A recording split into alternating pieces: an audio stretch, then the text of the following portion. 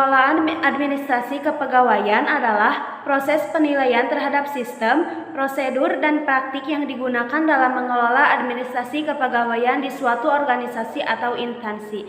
Evaluasi ini bertujuan untuk menilai efektivitas, efisiensi, dan kepatuhan terhadap peraturan yang berlaku dalam pengelolaan sumber daya manusia.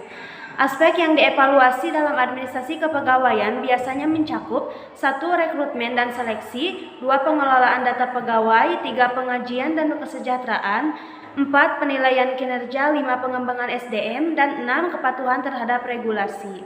Tujuan evaluasi pengelolaan administrasi kepegawaian adalah 1. Menilai efektivitas, 2. Meningkatkan efisiensi, 3. Menjamin kepatuhan, 4. Meningkatkan kualitas SDM, 5. Mengidentifikasi masalah, 6. Mendukung pengambilan keputusan. Fungsi evaluasi pengelolaan administrasi kepegawaian antara lain 1. Fungsi kontrol, memastikan bahwa sistem administrasi kepegawaian berjalan sesuai kebijakan dan regulasi yang berlaku.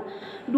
Fungsi perbaikan, mengidentifikasi kekurangan dan memberikan rekomendasi untuk meningkatkan efisiensi dan efektivitas pengelolaan pegawai. 3. Fungsi akuntabilitas, memberikan pertanggungjawaban terhadap kinerja administrasi kepegawaian kepada pimpinan dan pihak terkait. 4. Fungsi pengambilan keputusan, menyediakan data dan informasi untuk membantu manajemen dalam menentukan kebijakan kepegawaian yang lebih baik. 5. Fungsi pengembangan SDM, mendorong peningkatan kualitas sumber daya manusia dengan menyesuaikan kebijakan pelatihan, promosi, dan kesejahteraan pegawai. Metode evaluasi yang pertama yaitu metode evaluasi kuantitatif, menggunakan teknik statistik untuk menganalisis data numerik. Yang kedua yaitu metode evaluasi kualitatif, menggunakan teknik non-statistik untuk menganalisis data non-numerik. Yang ketiga atau yang terakhir yaitu metode evaluasi campuran, menggabungkan metode kuantitatif dan kualitatif. Proses lingkup evaluasi pengelolaan. Yang pertama yaitu perencanaan evaluasi adalah untuk menentukan tujuan lingkup dan metode evaluasi. Yang kedua yaitu pengumpulan data untuk mengumpulkan data yang relevan dengan tujuan evaluasi. Yang ketiga yaitu analisis data untuk menganalisis data yang telah dikumpulkan. Yang keempat yaitu interpretasi hasil untuk menginterpretasikan hasil analisis data. Yang kelima yaitu pelaporan hasil adalah untuk melaporkan hasil evaluasi kepada pihak yang terkait.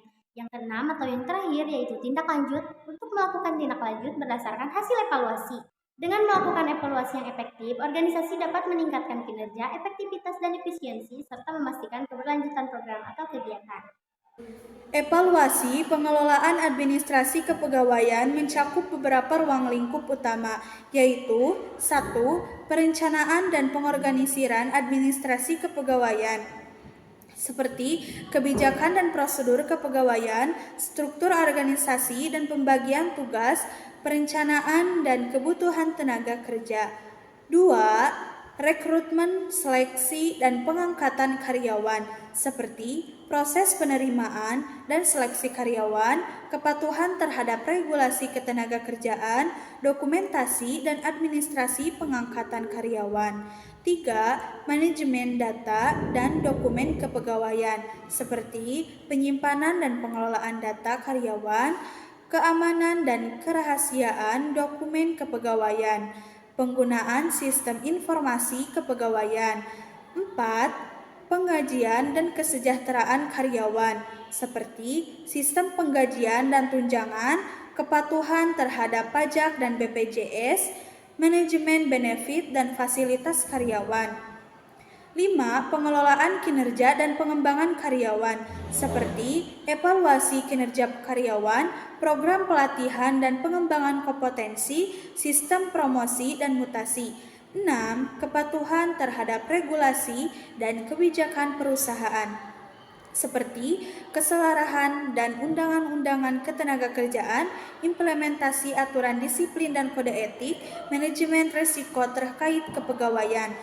7. Pensiun dan pemutusan hubungan kerja atau PHK. Proses pensiun dan pesangon, manajemen PHK sesuai ketentuan hukum, administrasi dokumen terkait perpisahan karyawan.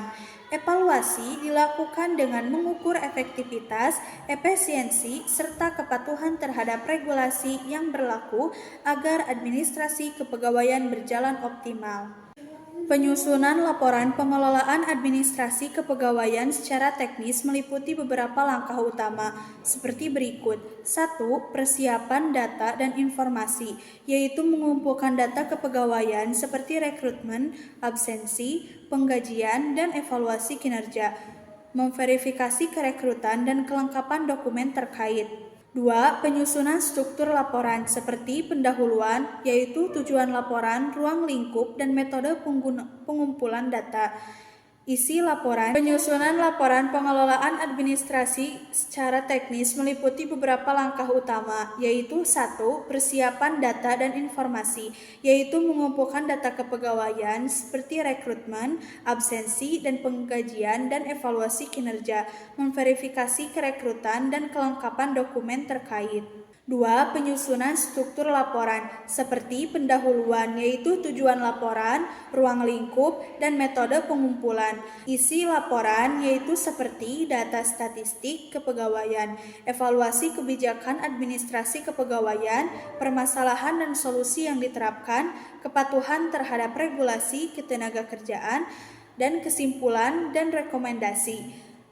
Ringkasan temuan dan sarana perbaikan. 3. Pengelolaan dan analisis data, yaitu menggunakan tabel, grafik, atau diagram untuk memvisualisasikan informasi, menganalisis tren, dan membandingkan dengan periode sebelumnya. 4. Penyusunan dan penyuntingan laporan, yaitu seperti menyusun laporan dengan bahasa yang jelas, ringkas, dan sistematis. Memeriksa kembali kesalahan, format, atau data sebelum finalisasi. 5. Penyampaian dan tindak lanjut, seperti menyampaikan laporan kepada manajemen atau pihak terkait. Membahas rekomendasi untuk meningkatkan pengelolaan administrasi kepegawaian. Laporan ini harus disusun secara periodik, bulanan, triwulan, atau tahunan sesuai kebutuhan perusahaan. Pengertian laporan. Laporan adalah dokumen yang berisi informasi tentang suatu kegiatan, proyek, atau kejadian yang telah terjadi.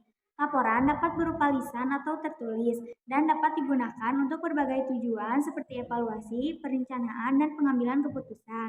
Tujuan laporan. 1. Memberikan informasi tentang suatu kegiatan, proyek, atau kejadian.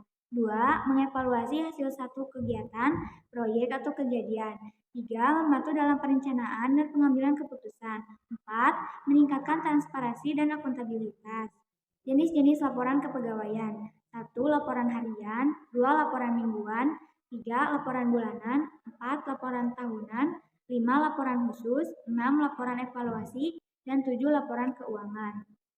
Dalam konteks kegiatan, laporan dapat digunakan untuk memantau kinerja pegawai, mengevaluasi hasil kerja, dan membantu dalam pengambilan keputusan tentang promosi, mutasi, dan peningkatan kinerja. Syarat-syarat laporan. 1. Akurat. Laporan harus berisi informasi yang akurat dan benar. 2. Jelas. Laporan harus ditulis dengan bahasa yang jelas dan mudah dipahami. Ketiga, sistematis. Laporan harus disusun secara sistematis dan logis. Yang keempat, objektif. Laporan harus ditulis dengan objektif dan tidak memihak. Yang kelima, lengkap. Laporan harus berisi semua informasi yang relevan dan diperlukan. Dan yang terakhir, tepat waktu. Laporan harus disusun dan diserahkan tepat waktu. Langkah-langkah pembuatan laporan. 1. Tentukan tujuan laporan. Tentukan tujuan laporan dan apa yang ingin dicapai. Kedua, kumpulkan data dan informasi yang relevan dan diperlukan. Ketiga, buat kerangka laporan. Buat kerangka laporan yang sistematis dan logis. Yang keempat, tulis laporan dengan bahasa yang jelas dan mudah dipahami. Yang kelima, periksa dan koreksi laporan untuk memastikan bahwa laporan akurat dan lengkap. Yang terakhir, serahkan laporan tepat waktu dan kepada pihak yang berkepentingan.